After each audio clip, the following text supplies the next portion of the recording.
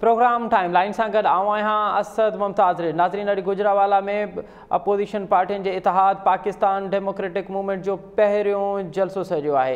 अगर ये जलसो कामयाब है, अगर इन जलसे में तारीख़ जो ये सब खां वॾो जलसो है तो हुकूमत लाइ हाँ कहिड़ो चैलेंज होंदो ऐं जेकॾहिं हुकूमत जी इहा दावा है तो इन वक्त ताईं जेके वफ़ाक़ी वज़ीर आहिनि उहे पिया चवनि त जलसो जेको आहे उहो भरिजी न सघियो आहे, अधु जलसे ते स्टेज सजायल आहे। जेकॾहिं जलसे में जेका तवक़ा हुई उन जा माण्हू घटि अचनि था पिया त पोइ अपोजिशन लाइ हाणे अॻी हिकमत अमली कहिड़ी हूंदी। अॼु के प्रोग्राम में इन ते ॻाल्हाईंदासीं। हिन वक़्तु असांखे प्रोग्राम में जॉइन कयो आहे तहरीक इंसाफ़ जे MNA जयप्रकाश साहब। जयप्रकाश साहब प्रोग्राम में भली कार। जयप्रकाश साहब इहो ॿुधाइजो त अवां चओ पिया त अपोजिशन जूं सभु पार्टियूं गॾिजी बि ही जलसे गाह भरे न सघंदियूं। कुछ तजिया निगारनि जो इहो चवणु आहे त हीउ जलसो पंहिंजी उम्मीदनि खां वधीक थियो आहे। हुकूमतुनि जे रुकावटनि बावजूदु उते जेकी अपोजिशन जूं पार्टियूं आहिनि उन्हनि अवाम खे मोबिलाइज़ करण में कामयाबु वियूं आहिनि। जलसो कामयाबु आहे, छा चवंदो अवां? ॾिसो महिरबानी असद तव्हां मूंखे जलसे जे हवाले सां ईंदो त ॾिसो जलसो पाकिस्तान जूं 11 जमायतूं जेके हींअर अपोजिशन में आहिनि उहे गॾिजी जलसो कनि थियूं। इमरान खान उन वक़्तु बि चयो त जॾहिं असां धरणो हयो त असां अकेला जलसो हुयो, उन वक़्तु हुकूमत में 11 जमायतूं कयूं। अॼु उहे 11 ई जमायतूं जेके पाण खे हिक ॿिए खे बचाइण जे लाइ, पंहिंजी करप्शन खे लिकाइण जे लाइ, पंहिंजे ज़ाती केस विढ़ण जे लाइ करप्शन खे विढ़ी अॼु जलसो वॾो थियण न थियण खां वॾी ॻाल्हि न आहे। जलसा थींदा रहंदा आहिनि ऐं जेकॾहिं 11 पार्टियूं बि गॾिजी करे वॾो जलसो नथियूं कनि त पोइ अपोजिशन सम्झां थो नाकाम अपोजिशन हूंदी। बाक़ी जलसो आहे, लाज़मी जलसो थींदो। गुजरात वाला जलसो कनि पिया। गुजरात वाला में अॻु में ई PML-AN जी उन में उते ई खां उन्हनि जो उम्मीदवार अॻे ई खटे चुका आहिनि त जलसो वॾो थियण में ॻाल्हि न आहे। जे साहब अवां इहा ॻाल्हि मञो था पिया त जलसो जेको आहे उहो वॾो थियो आहे, कामयाबु थियो आहे, अपोजिशन जूं पार्टियूं जलसो कामयाबु करणु, जलसो वॾो करण में कामयाबु आहियूं? ॾिसो ॻाल्हि मां कामयाबी नाकामी जी ॻाल्हि न आहे। जो उन्हनि जलसो कयो आहे, जमहूरी उन्हनि पंहिंजो हक़ इस्तेमालु कयो आहे। पाकिस्तान तहरीक इंसाफ़ जी हुकूमत इमरान खान हुनखे जलसे करण जी इजाज़त ॾिनी आहे ऐं खुलेआम दिलि खोले इजाज़त ॾिनी आहे। सॼे पाकिस्तान जी लाहौर मां, लाला मूसा मां, गुजरात वारा मां, गुजरात मां जलसो उहो कामयाबु हुन जलसे खे चई सघिजे थो। जॾहिं गुजरात वारा शहर में जलसो कंदो सिर्फ़ु गुजरात वारा माण्हू अचनि। हिते न जलसो अचे पियो, लाहौर मां माण्हू अचनि पिया, लाला मूसा माण्हू अचनि पिया, गुजरात माण्हू अचनि पिया, इवन इस्लाम माण्हू वञनि पिया। ठीकु आहे न। हाणे इहो जलसो सॼे पाकिस्तान जो मां माण्हू घुराईंदुमि जलसो माण्हू गॾु थी वेंदा। छा माण्हू गॾु करे छा हुकूमत खे ब्लैकमेल करणु चाहिनि था? कतई न। पाकिस्तान तहरीक इंसाफ़ जी हुकूमत इमरान खान अॻु में चई चुको आहे त 11 ई जमायतूं करप्ट टोलो पाण में गॾिजंदो। इहो असां अॼु न, इहो असांखे 2 साल अॻु में ख़बर हुई। हू सम्झनि था त हाणे इमरान खान मज़बूत थी चुको आहे। उन्हनि खे पंहिंजो पाण खे बचाइण जलसो करे जलसो मुंहिंजी मां कामयाबी ऐं नाकामी लाइ जलसे जी ख़बर पइजी थी शाम ताईं। हेसि ताईं त जलसे में न वॾो माण्हू न पहुतो आहे ऐं न ॾिसो तव्हां जलसो अॻु भरियल हुजे हा त हुन जा लीडर अॻु में पहुची चुका आहिनि। हाणे ॾिसो तव्हां अॼु अञा ताईं मरियल नवाज़ न पहुती आहे, अञा ताईं बिलावल काफ़िले जी सूरत में अचे थी पई आहे त थोरी देरि में पहुची वेंदी। हिन वक़्तु पौणा 9 पिया। उहा ई ॻाल्हि आहे। जॾहिं ॾिसो तव्हां यादि रखिजो जॾहिं लीडर पुॼंदा, लीडर तॾहिं पुॼनि जॾहिं माण्हू पुॼंदा पोइ लीडर पुॼंदो आहे। जलसे माण्हू न पहुता इन करे लीडर देरि था कनि पुॼण में। जेकॾहिं जलसो जी फुल भरियल हुजे हा त लीडर जल्दी न पुॼंदा। लेट थियण जी वजह इहा आहे अञा ताईं हिननि जो जलसो भरिजी न चुको आहे ऐं जलसे खे भरण जी कोशिशि था कनि। ग्राउंड बि हथु वरितो हुननि, जॾहिं जेको स्टेडियम फुल ग्राउंड बि न वरितो, अधु ग्राउंड वरितो आहे ऐं उन्हनि खे उमेद घणनि माण्हुनि जी न हुई, इन करे उन्हनि नंढो ग्राउंड सिलेक्ट कयो आहे ऐं असांजूं नेक ख्वाहिशात गॾनि जलसो कनि। जमहूरी हक़ को मसइलो ई न आहे। ठीकु आहे, अवां असां सां गॾु रहिजो। हिन वक़्तु असांखे प्रोग्राम में जॉइन कयो आहे पीपल्स पार्टी जी MNA डॉक्टर महरीन भुट्टो साहिबा। डॉक्टर महरीन भुट्टो साहिब प्रोग्राम में भली कार। अॼु कुझु गुजरावाला में जलसो थियो आहे, 11 पार्टियुनि जो जलसो आहे। अवां जी पार्टी बि हुन में आहे, बिलावल भुट्टो ज़रदारी बि हुन में ख़िताबु कंदो। हिन वक़्तु त अञा मैदान सजियल आहे। ॿिए पासे जयप्रकाश थो चवे त गुजरावाला जा माण्हू हुन में न आहिनि, सॼे पाकिस्तान मां हिननि माण्हू घुराया आहिनि, इस्लामाबाद मां, लाहौर मां, लाला मूसा मां। गुजरावाला जे माण्हुनि जी शिरकत न आहे हिन में, छा चवंदो अवां? ॾिसो मुंहिंजो ऑनरेबल कलीग जेका ॻाल्हि चए थो वीचारो खे ज़बरदस्ती इहो चवणो आहे, छो जो हुनखे पाण खे ख़बर आहे त इमरान खान जेको सिलेक्टेड वज़ीर आज़म आहे उहो आवाम खे डिलीवर करण में नाकाम थी चुको आहे। जेको इलेक्शन में वाइदा कया उन हिकिड़े बि वाइदे ते पूरो कोन लथो आहे।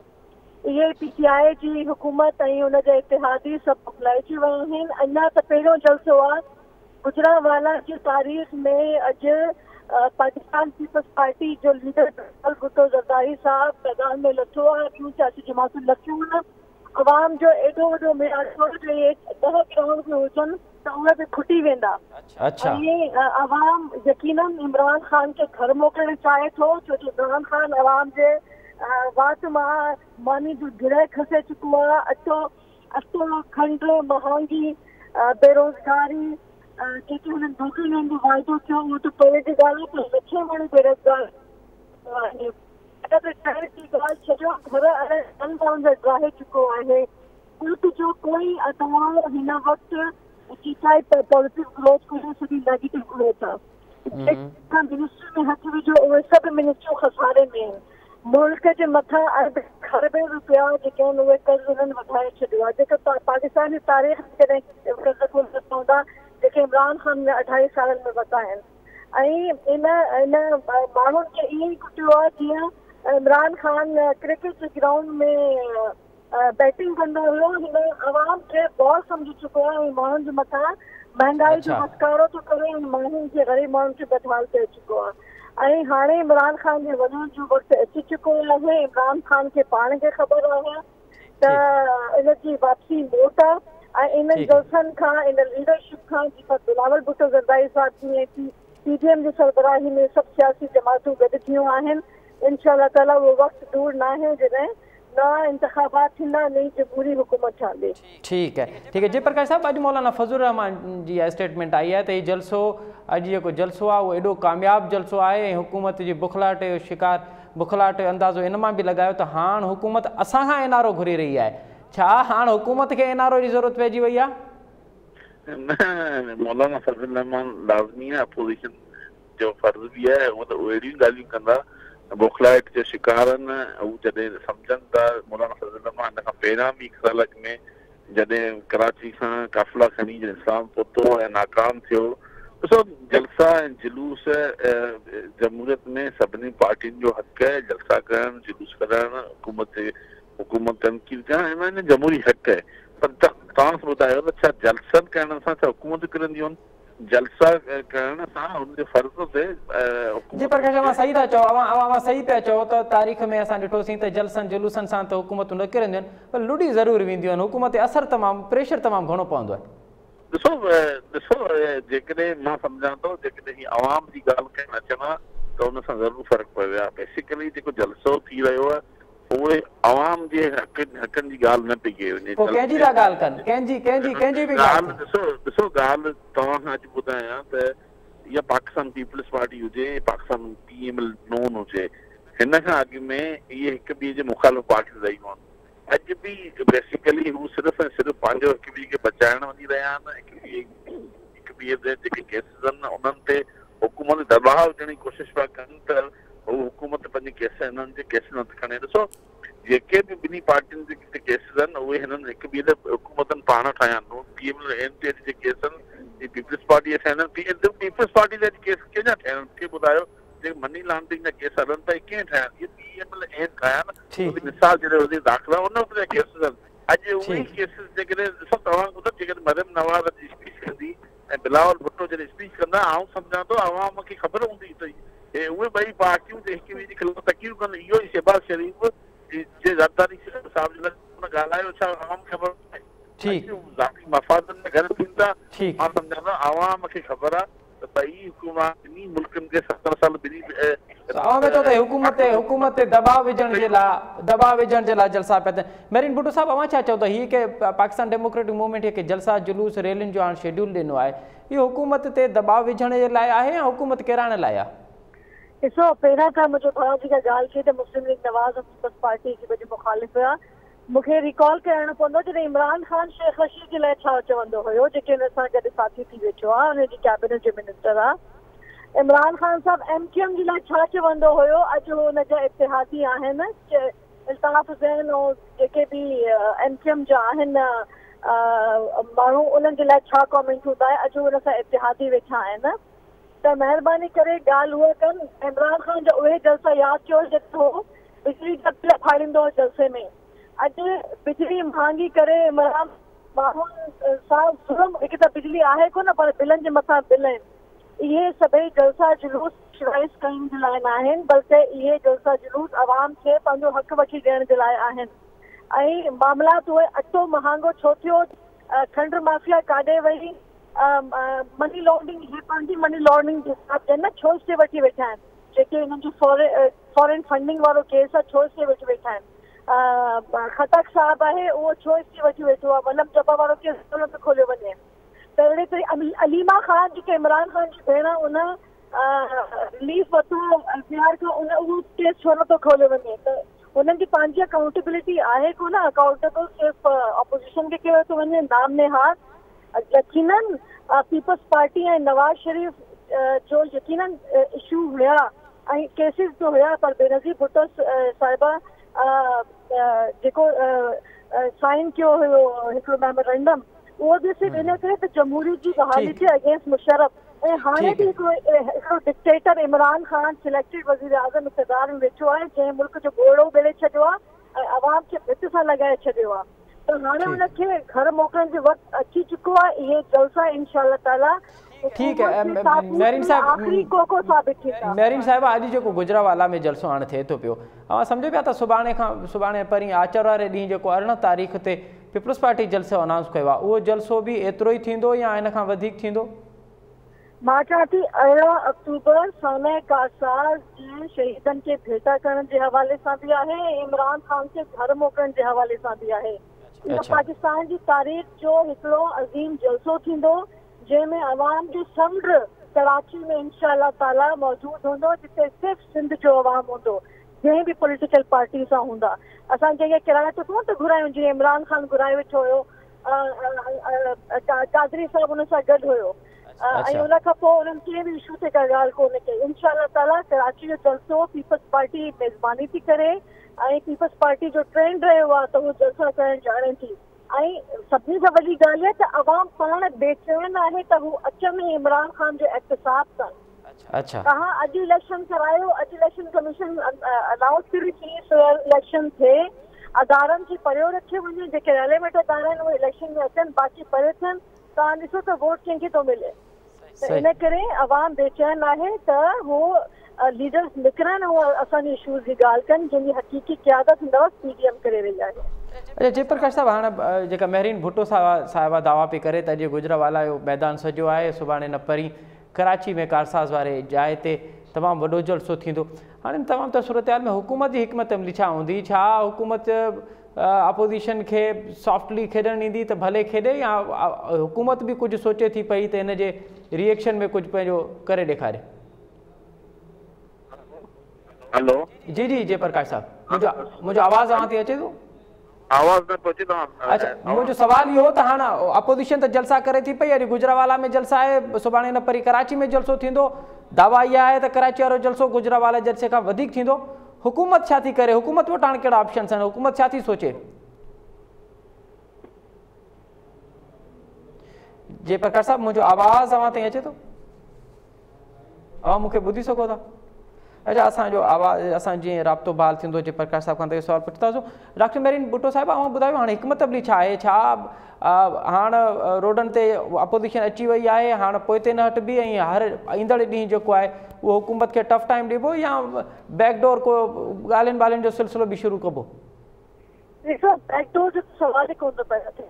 अच्छा, हाणे ॻाल्हियुनि जा दरवाज़ा बंदि आहिनि? पार्टी जी हमेशह फ्रंट लाइन ते ही वेड़ कई आहे। तव्हां जंहिंखे हिनजो वाज़ह सबूत आहे त जॾहिं जलसे जी ॻाल्हि था कयूं, आसिफ अली ज़रदारी साहब जे ख़िलाफ़ वारंट कढिया विया त प्रेशराइज़ करे कयो वञे, ऐं यकीनन तव्हां ॾिठो त आसिफ अली ज़रदारी साहब खे जहिड़े तरीक़े सां वारंट कढिया विया, पहिरियों त मां उनजी मज़म्मत थी कयां, ऐं जहिड़े तरीक़े सां अदारनि खे इस्तेमालु करे अपोज़िशन खे विक्टिमाइज़ कयो थो वञे, इहो सरासर ग़लति आहे। इहो अदारनि खे बि सोचणु घुरिजे। उन सां गॾो गॾु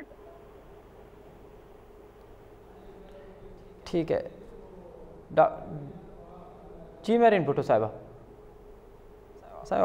मेहरीन भुट्टो जयप्रकाश साहब असांखे दफ़ो ॿीहर जॉइन कयो आहे। जयप्रकाश साहब, हुकूमत जी हिकमत अमली छा हूंदी अपोज़िशन जे जलसनि के ख़िलाफ़?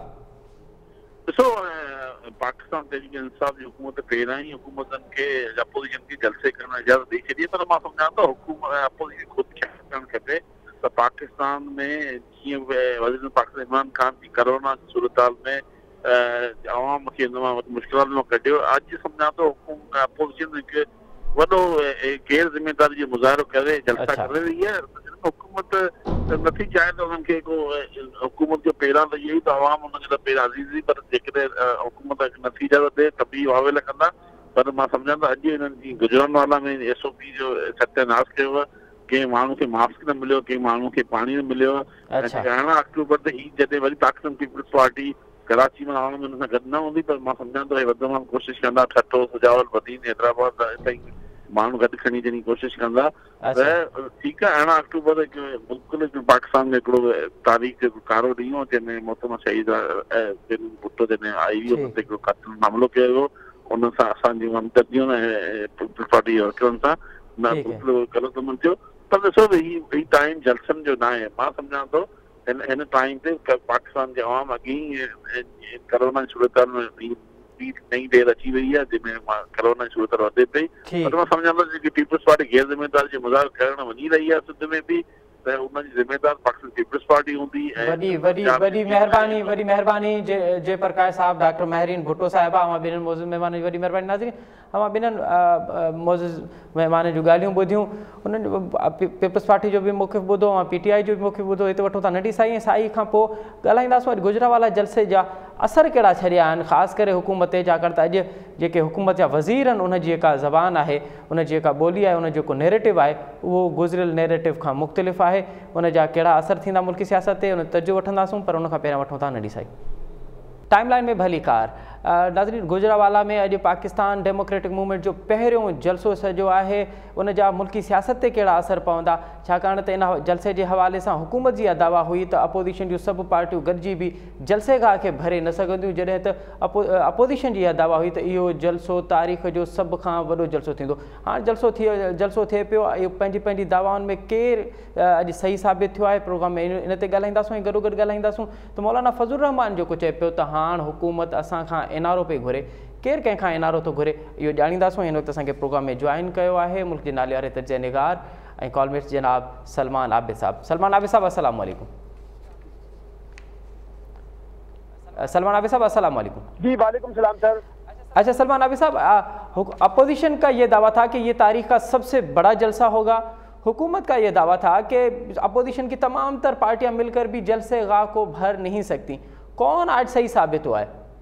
बुनियादी तौर पे तो जो गुजरावाला जो है वो मुस्लिम लीग नून का गढ़ समझा जाता है, इसलिए ये पहले से तयशुदा था कि मुस्लिम लीग नून जो है PTM की बाकी जमातों के साथ मिलकर गुजरावाला में एक बहुत बड़ा सियासी शो करेगी, और जब जलसा गाह भर जाए और उसका एक मोमेंटम क्रिएट हो जाए तो फिर उसको एक बड़ा जलसा कहना चाहिए। तो मैं समझता हूँ कि आज का शो जो है PDF के हवाले से अच्छा ही होगा, और बड़ी बड़ी तादाद में उन्होंने एक मोमेंटम को लोगों को भी इकट्ठा किया और एक मोमेंटम भी गेन किया है।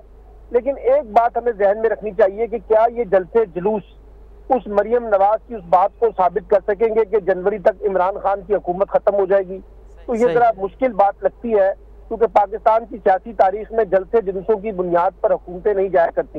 हुकूमतें जाती हैं टकराव की कैफियत में, जब इस्टेब्लिशमेंट और हुकूमत के दरमियान कोई टकराव पैदा हो। ऐसी कैफियत तो फिलहाल नहीं है, अलबत्ता एक मोमेंटम क्रिएट करने में ये जलसा मावन साबित हो सकता है। और अपोजिशन पिछले 2-2.5 साल से कोशिश कर रही थी कि हम एक मुश्तरका एफर्ट के जरिए कोई तहरीक चला सके, उसका एक माहौल बन रहा है।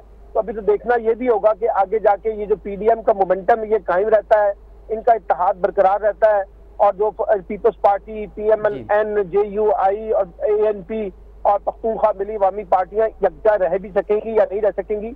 बहुत से सवालात हैं जो भी PDM के हवाले से भी हैं। अलबत्ता इस प्रोग्राम, इस जलसे के हवाले से मैं समझता हूँ हुकूमत ने भी अपनी कुछ सियासी बुकलाहट का मुजाहरा किया है, जिस तरह से उनके वजीर मुशीर जिस अंदाज से और उनकी इंतजामिया हरकत में आई है, मैं समझता हूँ कोई अच्छी बात नहीं थी। और एक सियासी राइट होता है सियासी जमातों का, उनको जलसा करने की और उनको किसी किस्म की रुकावटें पैदा ना करना ही एक सियासत और जमहूरियत का हक होता है। लेकिन मैं मजमूई तौर पर समझता हूँ कि एक अच्छा जलसा किया है PMLN ने और PDM की बाकी जमातों के साथ मिलकर। सलमान आबिद साहब, ये जो आप कह रहे हैं कि मरीम नवाज ने कहा था कि जनवरी में हुकूमत ख़त्म हो जाएगी, फजल रहमान साहब कह रहे हैं कि अब दिसंबर भी हुक्मरानों को नसीब नहीं होगा, बिलावल भुट्टो की भी तकरीबन इसी तरह की स्टेटमेंट है। तो ये एक पुरएतमाद कैसे हैं, ये एतमाद से कैसे कह रहे हैं अपोजिशन के तमाम तर पार्टियों के लीडर? क्या उनको भी कोई इशारा दिया जा रहा है? जिस तरह से हमने देखा कि इमरान खान इस तरह की लैंग्वेज इस्तेमाल करते थे कि एम्पायर की उंगली उठ जाएगी, तो क्या इस तरह का कोई इशारा इनको भी मिल रहा है? अमूमी तौर पे तो हमारे यहाँ सियासी जमातें उस वक्त एक्टिव होती हैं इस तरह के मामलात में जब उनको कोई पीछे से धमकी दी जाती है। अब मरियम नवाज और फजलुर रहमान ने जिस तरह का दावा किया तो बज़ाहिर तो वो ये शो कर रहे हैं जैसे उनको कोई यकीन दहानी करवाई गई है। अब फजलुर रहमान को तो यकीन दहानी जो है वो धरना इस्लामाबाद में भी दी गई थी, जो नाकाम साबित हुआ, वो गलत साबित हुआ।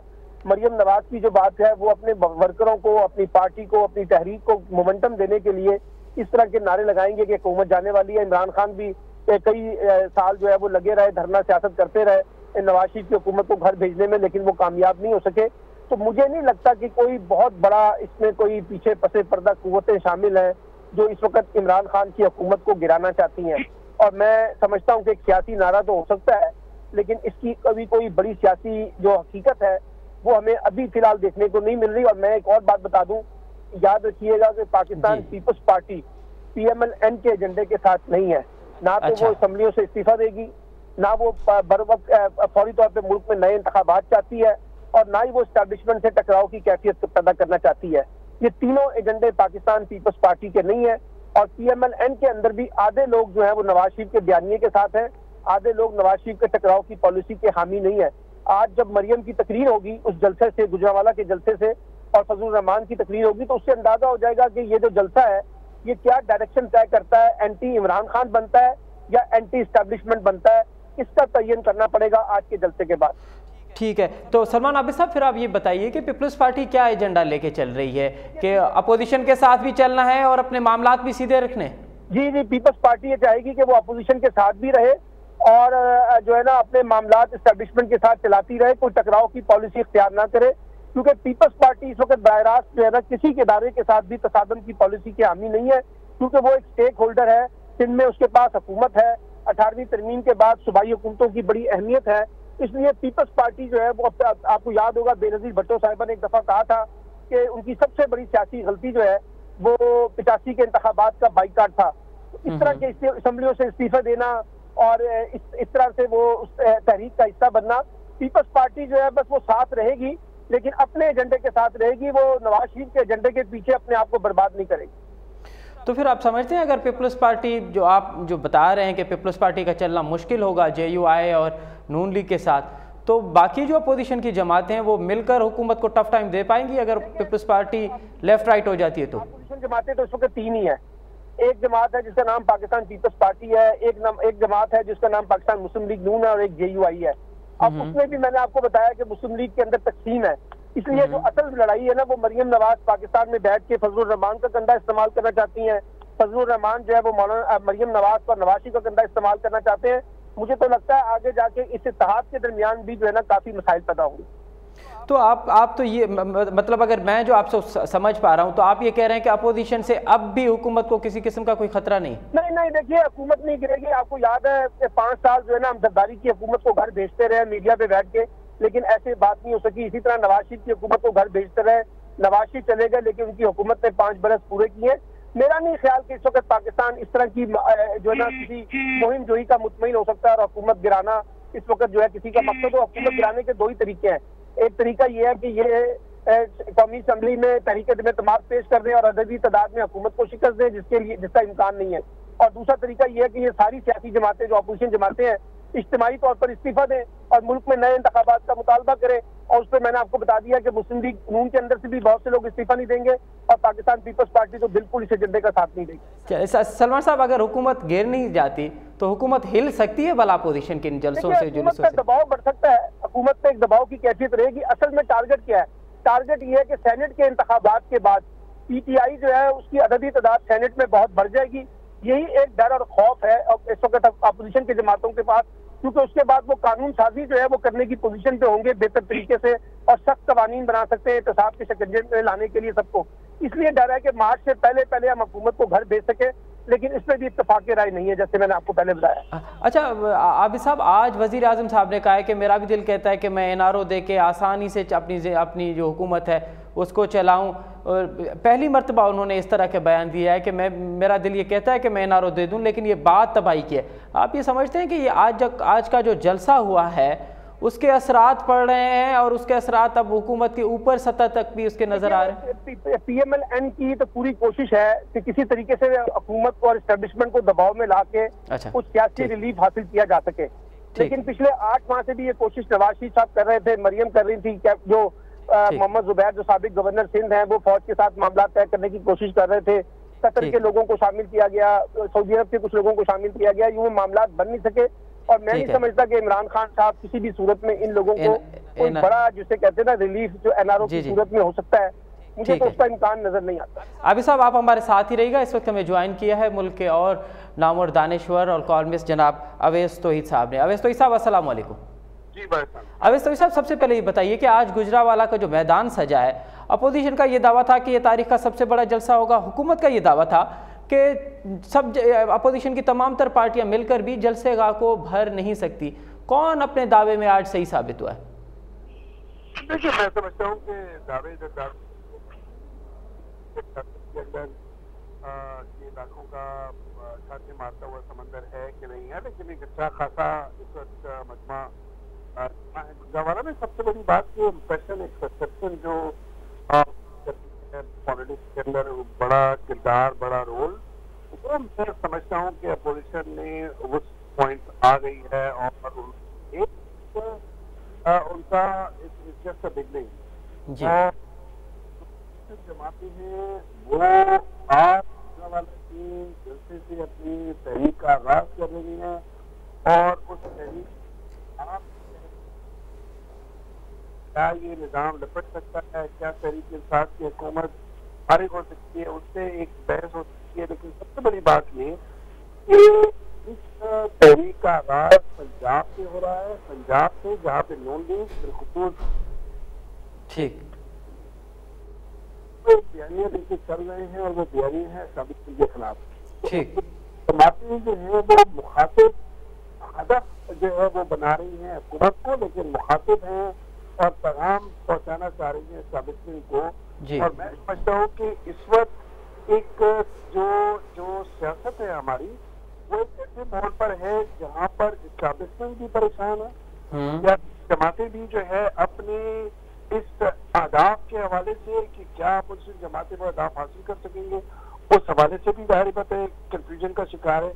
हुकूमत जिस तरीके से रिएक्ट कर रही है, रद्द-ए-अमल दे रही है इस पूरी तहरीक का या इस पूरी एहतजाजी तहरीक का अपोजिशन की, वो भी घबराहट का शिकार नजर आ रही है। तो इसका मतलब यह है कि आज की सियासत एक ऐसे मोड़ पर जा रही है जहाँ पर बड़े स्टेक होल्डर जो हैं वो सब के सब कहीं ना कहीं एक परेशान कुन जो मरहला होता है उसकी तरफ दाखिल हो रहे हैं। पहला हदफ है इस अपोजिशन जमातों का, वो तो ये है कि इस्टेब्लिशमेंट और जो इस वक्त की हुकूमत है, इमरान खान साहब की हुकूमत, उसके दरमियान या माबैन जो है एक हमांगी है, अनप्रेसिडेंटेड एक पार्टनरशिप है, एक अंडरस्टैंडिंग है, उसके अंदर डेंट डाले जाएं और डेंट डालने के बाद एक फासले उसके अंदर डाले जाएं। वो समझते हैं कि अगर मार्च 2021 के अंदर जो सेनेट के इंतखाबात होंगे, अगर उसके अंदर बज़ाहिर जाहिर बात है, ये बात बड़ी ऑब्वियस लगती है कि तहरीक इंसाफ वहाँ पे अक्सरियत हासिल कर लेगी, तो फिर जिन जमातों की जो पॉलिटिक्स है वो they believe that they are doomed for years and they're doomed and politics will be over for next 3-4 years। तो वो चाहते हैं, मुझे ऐसा लगता है कि पाकिस्तान पीपल्स पार्टी सरदार अख्तर मेंगल साहब की बलोच कौम परस्त पार्टी और नेशनल पार्टी जो पश्तून नेशनलिस्ट हैं, उनका मुझे लगता है गोल 2023 ज्यादा है, ना कि इस निजाम को लपेटने वो इंटरेस्ट है। वो चाहते हैं कि जो बड़ी तब्दीलियां जो हों तो कहीं ये जो पार्टनरशिप है, ये अंडरस्टैंडिंग है, वो कहीं अगले सेटअप में भी ना वो आड़े आए। वो समझते हैं कि सेफ्टी वॉल्स लगने चाहिए गवर्नमेंट और के माबैन, एक फासला होना चाहिए। दूसरी तरफ नून लीग और जो मौलाना फजल रहमान साहब हैं वो उनके स्टेक जो है वो दूसरी तरफ से हाई लगे हुए हैं। उनका तो आबिद साहब ये जो सलमान आबिद साहब बात कर रहे हैं कि पीपल्स पार्टी का चलना मुश्किल होगा JUI और PMLN के साथ, तो आप इस बात की मतलब आप उनके साथ सहमत हैं कि पीपल्स पार्टी का जो नैरेटिव है और पीपल्स पार्टी की जो सियासी हिकमत अमली है वो मुख्तलिफ होगी PMLN और JUI से?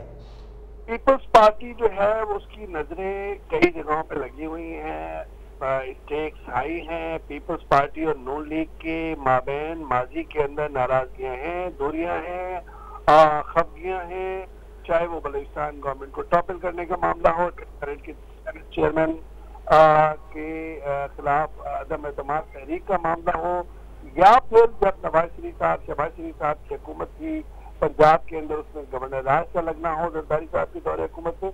तो एक लंबी तारीख है नाराजगियों की, दूरियों की, लेकिन इसको ये मतलब नहीं है कि पीपल्स पार्टी जो है वो आगे तक नहीं जा सकती। तो वेट एंड सी सिचुएशन पे है। पहली नजर उनकी जाहिर बात है कि अपने सिंध का जो इक़्तिदार है, क्या वो निज़ाम को लपेट के, क्या वो इक़्तिदार उनका वापस मिलेगा नहीं मिलेगा। दूसरे सदर में फिर पंजाब के अंदर अगर शरीफ खानदान को वो क़यादत संभाल देते हैं पूरी इस तहरीक की, तो क्या वो अपनी सियासत को तश्तरी में रख के शरीफ खानदान को पेश कर देंगे? ऐसा भी नहीं है। क्या 3 नवंबर के जो अमरीकी सदारती इंतखाबात है उसके अंदर अगर जो बाइडेन अगर इलेक्ट होते हैं और ट्रम्प की जो रिपब्लिकन पार्टी है वो अगर पीछे चली जाती है, तो इसका मतलब है कि पीपल्स पार्टी की नजरें वहाँ भी है कि किस तरफ मोड़ लेगी। तो पीपल्स पार्टी ये तमाम तर चीजें देख के फिर अपनी हिकमत अमली और फिर अपने फैसले करेगी वाली सिचुएशन होगी। लेकिन वो बराह रास्त टकराव नहीं लेना चाहते, लेकिन इनडायरेक्टली जाहिर बात है इस नैरेटिव के साथ खड़े रहेंगे। और जो इस वक्त महंगाई के बोझ तले जो इस वक्त हुकूमत है, जो सारे माशी इंडिकेटर्स उनके खिलाफ जा रहे हैं, उसको वो कॉर्नर करना चाहती है, उसको आइसोलेट करना चाहती है। और जाहिर बात है कि एस्टैब्लिशमेंट के एस्टैब्लिशमेंट के लिए देखिए सबसे बड़ी बात यह है कि economic stability is interlinked with security stability. तो अगर इकोनॉमिक स्टेबिलिटी नहीं आती तो इस वक्त की हुकूमत को बड़ा खतरा होगा। ठीक है अवैध साहब आप हमारे साथ ही रहिएगा। सलमान आबिद साहब, आज मौलाना फजल रहमान साहब ने कहा है कि अब तो हुकूमत हमसे NRO मांग रही है, तो अब आप ये बताइए कि अब NRO की किसको जरूरत है, हुकूमत को या अपोजिशन को? जी नहीं, मेरा ख्याल है कि जो इस वक्त NRO की बात हो रही है उसमें पीपल्स पार्टी से ज्यादा तो मुस्लिम लीग नून की स्टेक ज्यादा है। अच्छा, वो चाहते हैं कि उनको NRO मिले, लेकिन पीपल्स पार्टी भी उस लाइन में लगी हुई है।